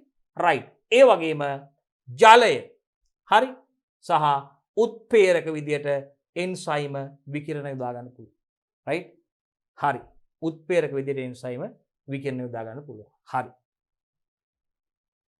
එහෙනම් මහා ජීවීන් මගිනුත් ආහාර නරක වීමට හේතු වෙනවා පුතේ. විශේෂයෙන්ම අපි දන්නවා මහා ජීවීන් විදියට නේද පුතේ? කවුද? අපිට ගන්න පුළුවන් ඉත්තෑවන් නේද පුතේ? රොඩෙන්සියාවන්ට අයිති වෙන්නේ නේද පුතේ? ඉත්තෑවන් මීයන් වැනි අපි කියනවා රොඩෙන්ස්ලා රොඩෙන්ස් ලියා කන දත් තියෙන පුතේ. නියන් දත් තියෙන නේද පුතේ? ඉත්තෑවෝ ඒ වගේම නේද පුතේ? කවුද අපිට ගන්න පුළුවන් ලියා කන නියන් දත් තියෙන පුතේ? ඉත්තෑවෝ ලේන් වගේ සත්වත්තු නේද පුතේ? ලියා කන දත් තියෙන නියන් දත් දෙකක් තියෙනවා කියලා පුතේ අපි කියන්නේ. එතකොට මේ මහා ජීවීන් ගත්තාම ඒගොල්ලෝ ඊළඟට අපිට කෘමි සත්තුත් ගන්න පුළුවන් පුතේ. ආත්‍රපොඩා වංශයට අයත් කෘමි සත්තු ගන්න පුළුවන් පුතේ. මේ අනිතකුත් කුඩා මහා ජීවීන් විදිහට ගන්න පුළුවන් ශුද්‍ර ජීවීන්ට අමතරව පුතේ ඒගොල්ලොත් මේ ආහාර නරක වීමට බලපෑම් ඇති කරනවා. ඒගොල්ලෝ තමයි මහා ජීවීන් මගින් ආහාර නරක වීමට හේතු වන ආකාරය. අපි බලමු කොහොමද මහා ජීවීන් මගින් ආහාර නරක වීම සිදු වෙන්නේ කියලා පුතේ.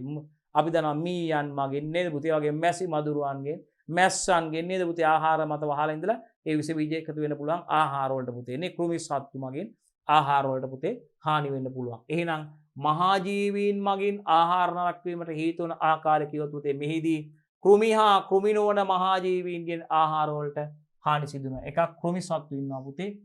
කෘමි නොවන මහා ජීවීන් ඉන්නවා. ඒගොල්ලෝගෙන් ආහාර වලට හානි පැමිණෙන්න පුළුවන්.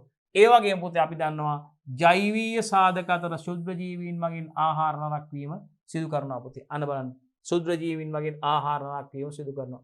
ඊට අමතරව පුතේ විවිධ ඇල්ගී වර්ග, දිලීර වර්ග, බැක්ටීරියා වර්ග යන ශුද්ධ ජීවී කාණ්ඩ ආහාර නරක වීම කෙරෙහි බලපානවා. මෙන්න ආහාර නරක වීම කෙරෙහි බලපාන ශුද්ධ ජීවී කාණ්ඩ විවිධ ඇල්ගී වර්ග, දිලීර, ෆංගස් නේද, බැක්ටීරියා වර්ග යන ශුද්ධ ජීවී කාණ්ඩ තමයි පුතේ ආහාර නරක වීම කෙරෙහි බලපාන. එහෙනම් මහා ජීවීන් විදියට පුතේ අපි කිව්වා රොඩෙන්ස්ලා නේද පුතේ? ඒ වගේම ආත්‍රපෝඩා වංශය නේද පුතේ? සන්ධිපාදකයන්ට අයිති වෙන කෘමි සත්තු.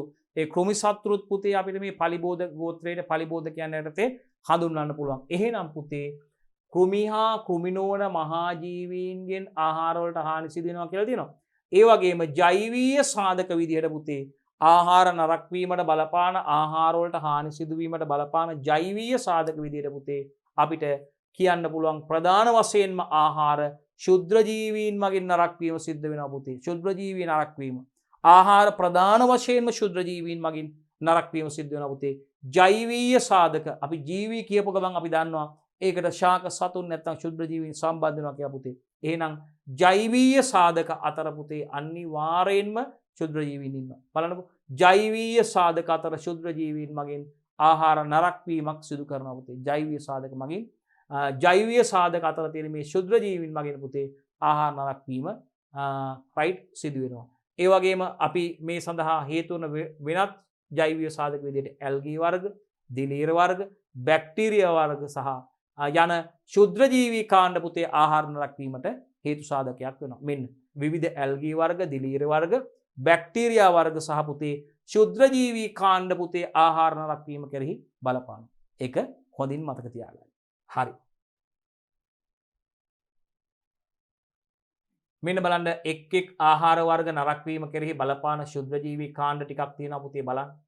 ඉතාමත්ම වැදගත් පුතේ අතිශය වැදගත් මේක පුතේ. මේ එක් ආහාර වර්ග නරක වීම කෙරෙහි බලපාන ශුද්ධජීවී කාණ්ඩ ටිකක් අනිවාර්යයෙන්ම උසස් පෙළ විභාගයේදී අහයි පුතේ ඔබෙන්. ඒ නිසා ඔබ මේ නම් මතක තබා ගැනීම වැදගත් වෙනවා පුතේ. මේ විද්‍යාත්මක නම් මතක තබා ගැනීම වැදගත් වෙනවා පුතේ. ඉතින් අමාරු නෑ ලේසි. අපි දන්නවා එක් ආහාර වර්ග ටික තියෙනවා පුතේ. ආහාර වර්ග ටික ඒ වගේ මේ ආහාර නරක වීම කෙරෙහි බලපාන ලබන ශුද්ධජීවී කාණ්ඩේ ඉන්නවා පුතේ මෙතන. රයිට් හරි බලන්න. සම්පූර්ණ ඒගොල්ලන්ගේ විද්‍යාත්මක නාමය තියෙනවා ගණනාමය විශේෂ නාමය නේද? ස්පීසිස් කියන එකෙන් තියෙන ගණනාමය සඳහන් වෙලා තියෙනවා නේද පුතේ? එතකොට මේ එක් ආහාර වර්ග නරක වීම කෙරෙහි බලපාන කවුද? මයික්‍රෝ ඕගනිසම් ටික. නැත්නම් ශුද්ධ ජීවී කාණ්ඩ ගැන කතා කරමු. හරි අපි බලමු ආහාර වර්ගයේ තියෙන නරක වීම කෙරෙහි බලපාන ලබන ශුද්ධ ජීවී කාණ්ඩ ඉන්නවා. පළවෙනි ආහාර වර්ගය තමයි පුතේ කිරි හා කිරි ආශ්‍රිත නිෂ්පාදන. අපි කියන කවුද පුතේ? කිරි හා කිරි ආශ්‍රිත නිෂ්පාදන. අපි දන්නවා විශේෂයෙන්ම මේවායේ pH අගය ගත්තොත් කිරි මස් වගේ දේවල් වල pH අගය ගත්තොත් පුතේ අපිට රයිට් සාමාන්‍යයෙන් ඒගොල්ලොන්ගේ අපි කියනවා ගත්තාම pH අගය 5ට වඩා වැඩි. අපි කියනවා මද ආම්ලික තත්ත්වයට තමයි ඒවා තියෙන්නේ. මද ආම්ලික තත්ත්වයට තමයි පුතේ මේ දේවල් තියෙන්නේ. අපි කියනවා කිරි හා කිරි ආශ්‍රිත නිෂ්පාදන අයිති වෙන්නේ කිරි හා කිරි ආශ්‍රිත නිෂ්පාදන අපිට මද ආම්ලික තත්ත්වයට තිය පුතේ ඒගොල්ලෝ අපිට වර්ග කරන්න පුළුවන් මේ එක් ආහාර වර්ග නරක වීම කෙරෙහි බලපාන ශුද්ධ ජීවීන්. ඇයි පුතේ මේ කිරි ආහාර කිරි ඒ වගේම මස් ඒ වගේම මුහුදු ආහාර කවුද පුතේ කිරි මස් මුහුදු ආහාර වගේ කට්ටිය. මේ බලන්න.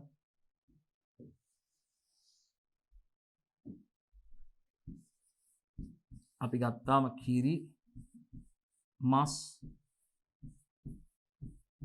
මුහුදු ආහාර ෂීෆුඩ් කියලා කියන්නේ මෙන්න මේ වගේ රයිට් pH අගය ගත්තාම පුතේ pH 5 හෝ වැඩි 5 හෝ ඊට වැඩි මොනවද මෙයාලගේ pH කවුද කිරි මස් මුහුදු ආහාර වගේ කට්ටියගේ. එතකොට මේ pH 5 හෝ ඊට වැඩි කියලා කියන්නේ pH අගේ වැඩි කියන්නේ බාෂ්පික පැත්තට යන්නේ. අපි කියනවා මද ආම්ලික තත්ත්වයක් පෙන්වුම් කරන්නේ. ඒ ආහාර මද ආම්ලික තත්ත්වයක් පෙන්වුම් කරන්නේ. මම දැන් මෙතන විශේෂයෙන් මතක් කරන්න ඕනේ මේ ආහාර නරක වීමට බලපාන මේ රසායනික සාධක නැත්නම් අපි කියනවා විශේෂයෙන්ම අපි කතා කරනකොට මේ සමහර ශුද්ධජීවී ක්‍රියා භෞතික සමහර ක්‍රියා මේ ගැන කතා කරන සමහර ශුද්ධජීවී ක්‍රියා වලට බලපාන අභ්‍යන්තර සාධකයක් විදිහට ආහාරයේ pH අගය ගැන කතා කරන්න පුළුවන් පුතේ. ඒක චුට්ටක් අර කලින් කරුණට අමතරව මෙතන කතා කරන්න චුට්ටක් මතක තියාගන්න. අපි දැන් විශේෂයෙන්ම ආහාරවල මේ ශුද්ධජීවී ක්‍රියාකාරීත්වය ගැන කතා කරනකොට නැත්නම් ජෛවීය ක්‍රියා ගැන කතා කරනකොට ඒ සඳහා බලපාන මේ අභ්‍යන්තර සාධක විදිහට මේ අර රසායනික සාධකයක් වන pH අගය ගැන කියන්න පුළුවන්. අපි දන්නවා pH අගය ගත්තාම ආම්ලික pH අගය අපි කියන පුතේ අපි දන්නවා මද ආම්ලික pH අගයන් තියෙනවා. මද ආම්ලික pH අගයක් කියපුවම pH අගය 5 හෝ 5ට වැඩි වෙන්න පුළුවන් පුතේ. ඊළඟට මධ්‍යස්ථ ආම්ලික pH අගයන් තියෙනවා. pH 4.5ත් 5.5ත් තමයි අපිට මධ්‍යස්ථ ආම්ලික pH අගයන්. pH අගය 4.5ත් ඒ වගේම pH අගය 5ත් අතර තියෙන කට්ටිය ඉන්නවා. අපි ඒගොල්ලන්ට කියනවා මධ්‍යස්ථ ආම්ලිකතාවයක් තියෙන ආහාර වර්ග කියලා කියනවා. රයිට් මධ්‍යස්ථ ආම්ලිකතාවයක් තියෙන ආහාර වර්ග කියලා කියනවා පුතේ අපි pH අගය 4.5 pH අගය 4.5ත් pH අගය 5ත් අතර ඉන්න කට්ටිය.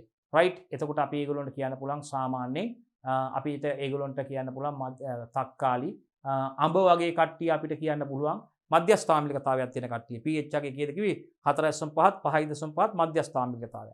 ආම්ලික තත්ත්වයට අපිට කියන්න පුළුවන් pH අගය 3.5ත් 4.5ත් අතර කට්ටිය ආම්ලික pH අගයක් සහිත කට්ටිය විදිහට අපිට හඳුන්වන්න පුළුවන් පුතේ. ඒ වගේම අධික ආම්ලික pH අගයක් විදිහට අපි හඳුන්වන්න පුළුවන් pH 3.7ට වඩා අඩු නම් අධික ආම්ලිකයි කියලා අපිට හඳුන්වන්න පුළුවන්. අපිට කවුද පුතේ? අපිට කියන්න පුළුවන් අච්චාරු ඒ වගේම දෙහි දොඩම් වගේ කට්ටිය අධික ආම්ලිකයි කියලා කියන්න පුළුවන්.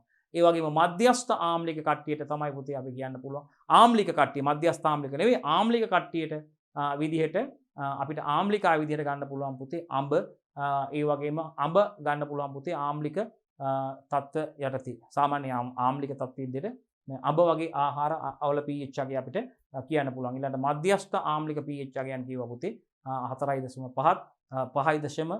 5.5ත් වගේ pH අගයන් ඒ අපි සමහර මේ ජෛවීය ක්‍රියා සඳහා බලපාන අභ්‍යන්තර සාධක විදිහට pH අගය බලපානවා. රයිට් ඒ ශුද්ධ ජීවි ක්‍රියාකාරීත්වය සඳහා බලපානවා. ඒ වගේම විශේෂයෙන්ම මතක තියාගන්න මේ බොහෝමයක් බැක්ටීරියා ක්‍රියාකාරීත්වයේ අඩාල වෙනවා මේ පහළ ආම්ලිකතාවයන්හිදී. ඒ නිසා මේක ආහාර පරිරක්ෂණ ශිල්ප ක්‍රමයක් විදිහට යොදා ගන්නවා. මොකක්ද මේ කතාවේ තේරුම? බොහෝමයක් බැක්ටීරියා ආකාරවල ක්‍රියාකාරීත්වයේ පුතේ මතක තියාගන්න පහළ pH අගයන්හිදී ඒ කියන්නේ ආම්ලික පරාසයන් වල ගොඩාක් පහළ pH අගයන් pH අගය අයන්නෙන් අඩුයි. අයන්නෙන් අඩු වෙනවා කියන්නේ අයන්නෙන් අයන ආම්ලික පැත්තටයි යොමු වෙන්නේ. එහෙමයි මතක තියාගන්න. pH අගය අඩුයි කියන්නේ අයන්නෙන් අයන්න අඩු නම් අඩුයි pH අගය.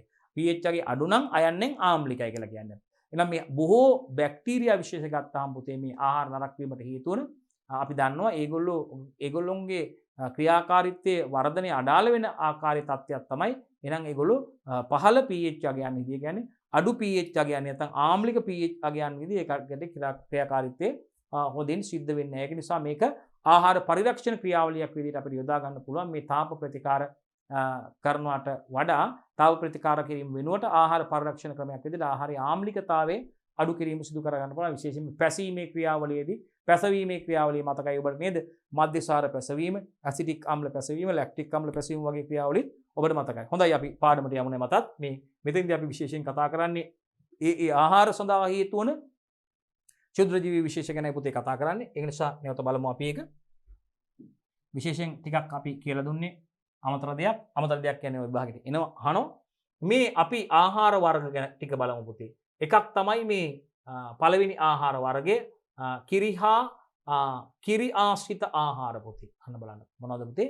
කිරි ආශ්‍රිත ආහාර. මට කියන්න ඕනේ ඒගොල්ලෝගේ pH අගය ගැනයි කියන්න ඕනේ. කිරි ඒ වගේම මස් ඒ වගේම මුහුදු ආහාර ගත්තාම ඒ කට්ටියගේ pH අගය 5ට වඩා වැඩි. ඒගොල්ලෝ මද ආම්ලික තත්ත්වයටත් ඉන්නේ.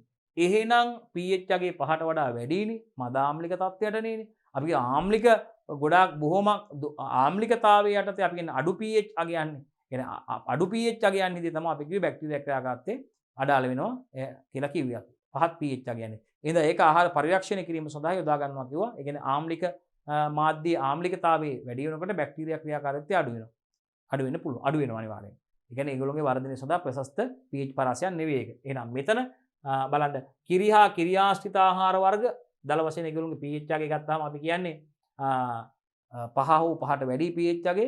ඒ කියන්නේ මද ආම්ලික තත්ත්වයක් තියෙන්නේ. එහෙනම් නරක වීම කෙරෙහි බලපාන ලබන ශුද්ධ ජීවී කාණ්ඩ විදිහට අපිට හඳුන්වන්න පුළුවන් පුතේ කිරි හා කිරි ආශ්‍රිත නිෂ්පාදන නරක වීම කෙරෙහි බලපාන ශුද්ධ ජීවී කාණ්ඩ විදිහට අපිට ස්ටෙප්ලොකොකස් ස්පීසිස් ඉන්නවා පුතේ, ලැක්ටෝබැසිලස් ස්පීසිස්, ඒ වගේම මයික්‍රෝබැක්ටීරියම් ස්පීසිස් ගන්න පුළුවන් බැක්ටීරියා කාණ්ඩ ටික. රයිට් මං ඉරි ගහගෙන යන්නම්. කිරි හා කිරි ආශ්‍රිත නිෂ්පාදන රයිට් පළවෙනි එක ආහාර වර්ගයේ පළවෙනි ආහාර වර්ගයේ විදිහට පුතේ එක් ආහාර වර්ග නරක වීම කෙරෙහි බලපාන ශුද්ධ ජීවී කාණ්ඩ ගැනයි පුතේ කතා කරමින් ඉන්නේ. රයිට් ශුද්ධ ජීවී කාණ්ඩ ගැනයි අපි කතා කරමින් ඉන්නේ පුතේ. අපි බලමු. පළවෙනි ආහාර වර්ගයේ පුතේ කිරි හා කිරි ආශ්‍රිත ආහාර වර්ග පුතේ. මේ නරක වීම කෙරෙහි බලපාන කිරි හා කිරි ආශ්‍රිත ආහාර නරක වීමට බලපාන බැක්ටීරියා කාණ්ඩයක් වන්නේ කියලා පුතේ උසස් පෙළ විභාගයේ බහුවර්ණ මාදලී ප්‍රශ්නක ඔයගොල්ලෝගෙන් කෙලින්ම අහන්න පුළුවන්. ඒතර එකක් පුතේ ස්ටෙප්ලොකොකස් ස්පීසිස්, ස්ටෙප්ලොකොකස් ස්පීසිස්, ඒ වගේම ලැක්ටෝබැසිලස් ස්පීසිස්, ඒ වගේම මයික්‍රෝබැක්ටීරියම් ස්පීසිස්. මතක තියාගන්න ඕනේ දැන් අපි මේ ඇල අකුරු ලියනකොට මේ ඉරි අඳින්නේ වෙන වෙනම ගණ නාමය හා විශේෂ නාමයට ඉරි අඳින්නේ අපි සාමාන්‍ය අකුරු භාවිතා කරනකොට ඇල අකුරු භාවිතයේදී ඉරි අඳින්නේ නැත. හරි. එතකොට මේ කතා කරේ කිරි හා කිරි ආශ්‍රිත ආහාර pH 5ට වඩා වැඩි ඒගොල්ලොන්ගේ. ඒ කියන්නේ මද ආම්ලික උදාහරණයක් විදිහට අපිට මේ ආහාර වර්ග pH 5ට වඩා වැඩි ගත්තාම අපිට කියන්න පුළුවන් පුතේ මෙතන කතා කරපු කිරි ආශ්‍රිත ආහාර වගේම පුතේ මස් ඒ වගේම අපිට ෂීෆුඩ් නැත්තම් අපිට මුහුදු ආහාර ගන්න පුළුවන්. එහෙනම් ආහාර වර්ගයේ කිරි හා කිරි ආශ්‍රිත ආහාර ස්ටෙප්ලොකොකස් ස්පීසිස්, ලැක්ටෝබැසිලස් ස්පීසිස්, මයික්‍රෝබැක්ටීරියම් ස්පීසිස් ගන්න පුළුවන්. නැවුම් මස් සහ මාළු අන්න බලන්න පුතේ. අලුත් මස් සහ මාළු ගත්තාම බැසිලස් ස්පීසිස් ගන්න පුළුවන්. ක්ලොස්ට්‍රීඩියම් ස්පීසිස්, සියුඩෝමොනාස් ස්පීසිස් ගන්න පුළුවන්. නැවුම් මස් සහ මාළු අලුත් ෆ්‍රෙෂ් අලුත සකසන ලද අලුත් මස් අලුත නෙල් ලද මාළු ගත්තාම පුතේ ඒගොල්ලොන්ගේ ඒවා නරක වීම කෙරෙහි බලපාන ක්ෂුද්‍ර ජීවී කාණ්ඩ තමයි නැවුම් මස් සහ මාළු වල බැසිලස් ස්පීසිස් ගන්න පුළුවන් පුතේ. බැසිලස් ස්පීසිස් ගන්න පුළුවන් පුතේ. ක්ලොස්ට්‍රීඩියම් ස්පීසිස් ගන්න පුළුවන් පුතේ. සියුඩෝමෝනාස් ස්පීසිස් ගන්න පුළුවන්. තුන්වෙනි ආකාරය පුතේ එළවලු ධාන්‍ය හා රනිල. මට කලින් පොඩ්ඩක් ඒක අර pH වගේ ගැන කියද්දි ඒක මතක් කරන්න බැරි වුණා දුවල පුතාලට. මේ එළවලු ඒ වගේම එළවලු ගත්තාම එළවලු මිශ්‍රණ සහ සුප් වර්ග ගත්තාම ඒගොල්ලොන්ගේ pH අගය තමයි මධ්‍යස්ථ pH අගයක් තියෙන්නේ. මධ්‍යස්ථ pH අගයක් ගත්තාම අපි කියනවා සාමාන්‍ය pH 4.5 පහත් අතර pH අගය. හරි මධ්‍යස්ථ pH අගයක් තියෙන්නේ ඒගොල්ලොන්ගේ. එළවලු මිශ්‍රණ සුප් වර්ග වගේ ඒගොල්ලොන්ගේ මධ්‍යස්ථ pH අගයක් තියෙන්නේ. රයිට් මධ්‍යස්ථ ආම්ලික භාවයක් තියෙන්නේ. 4.5 පහත් අතර. පහට වැඩි කට්ටිය තමයි අපි කිව්වේ මද ආම්ලික කියලා pH අගය. හරි මද ආම්ලිකයි. pH අගය 4.5 පහත් අතර නම් අපි කියනවා සාමාන්‍ය මධ්‍යස්ථ ආම්ලිකයි. අන්න ඒ තත්ත්වයට ක්‍රියාත්මක වන බැක්ටීරියා ආකාරයක් විදිහට අපිට ලැක්ටෝබැසිලස් ස්පීසිස් හඳුන්වන්න පුළුවන්. ලැක්ටෝබැසිලස් ස්පීසිස් හඳුන්වන්න පුළුවන්. ධාන්‍ය හා රනිල ගත්තාම ඔන්න බලන්න ධාන්‍ය හා රනිල ගත්තාම පුතේ මේ ටික බලන්නකො විශේෂයෙන්ම ආහාර වර්ග ධාන්‍ය හා රනිල වර්ග ගත්තාම පුතේ ඒ මත ක්‍රියාත්මක වීම කෙරෙහි නරක වීම කෙරෙහි බලපාන ලබන සුදුරජීවී කාණ්ඩ ටික දිලීර. ඇස්පර්ජිලස් ස්පීසිස් කියන්නේ දිලීරයක්. ඒ වගේම ෆියුසාරියම් ස්පීසිස්, ඒ වගේම පෙනිසිලියම් ස්පීසිස් කියන්නේ ඒගොල්ලෝ කවුද? ෆංගස් දිලීර. පෙනිසිලියම් ස්පීසිස්, ඇස්පර්ජිලස් ස්පීසිස්, ෆියුසාරියම් ස්පීසිස්, ධාන්‍ය හා රනිල භෝග මෙන්න මේ ආකාරයට අපි දන්නවා ෆංගස් එන්න පුළුවන් නරක වීම කෙරෙහි බලපාන ශුද්‍රජීවී කාණ්ඩ ටික. මතක තියාගන්න ලේසියිනේ. ධාන්‍ය හා රනිල ගත්තාම ඇස්පර්ජිලස් ස්පීසිස්, ෆියුසාරියම් ස්පීසිස්, පෙනිසිලියම් ස්පීසිස්. එතකොට පළතුරු වලට යනවා නේ පුතේ අපි. පළතුරු වලට යනවා ඇසටෝබැක්ටර් ස්පීසිස්, ලැක්ටෝබැසිලස් ස්පීසිස් සහ ඊස්ට් ගන්න පුළුවන්. ඇසටෝබැක්ටර් ස්පීසිස් ඒ වගේම ලැක්ටෝබැසිලස්, ලැක්ටෝබැසිලස් ගන්න පුළුවන් පුතේ. ඒ වගේම ඊස්ට් කියන කෙනා නම් දිලීරයක්. අපි දන්නවා මධ්‍යසාර පැසවීමේ ක්‍රියාවලියේදී ඊස්ට් භාවිතා කරනවා නේ පුතේ. සරල සීනි ඊස්ට් භාවිතා කරනවා. එහෙනම් පළතුරු අපි මේක තුන්වෙනිය හතරවෙනිය ධාන්‍ය වලට ආවෙනේ. පස්වෙනිය තමයි පුතේ අපි පළතුරු වලට ගන්න. හරි. එතකොට එහෙනම් පළතුරු ආහාර වර්ගයේ පළතුරු ආහාර නරක වීම කෙරෙහි බලපාන ක්ෂුද්‍ර ජීවී ආකාර ටික විදිහට ඇසටෝබැක්ටර් ස්පීසිස්, ලැක්ටෝබැසිලස් ස්පීසිස් සහ ඊස්ට් අපිට හඳුන්වන්න පුළුවන් පුතේ. රයිට් පැහැදිලි නේද? දැන් ඒ ටික මතකයි. පළවෙනියා කිරිහා කිරියාශ්‍රිත නිෂ්පාදන කියපු ගමන් අපිට ටක් ගාලා කියන්න පුළුවන් ස්ටෙෆ්ලෝකොකස් ස්පීසිස් අඳුර ගන්න පුළුවන් බහුවර්ණ ප්‍රශ්නයක් තිබ්බා. ඒ වගේම ලැක්ටෝබැසිලස් ස්පීසිස්, මයික්‍රෝබැක්ටීරියම් ස්පීසිස්. නැවුම් මස්සා මාළු වලට බැසිලස් ස්පීසිස්, ක්ලොස්ට්‍රීඩියම් ස්පීසිස් සහ සියුඩෝමෝනාස් ස්පීසිස් ගන්න පුළුවන්. ඒ වගේම එළවලු වලට ගත්තාම ලැක්ටෝබැසිලස් ස්පීසිස් ගන්න කෙලින්ම ධාන්‍ය හා රනිල භෝග කෙලින්ම ෆංගස් වලට යනවා.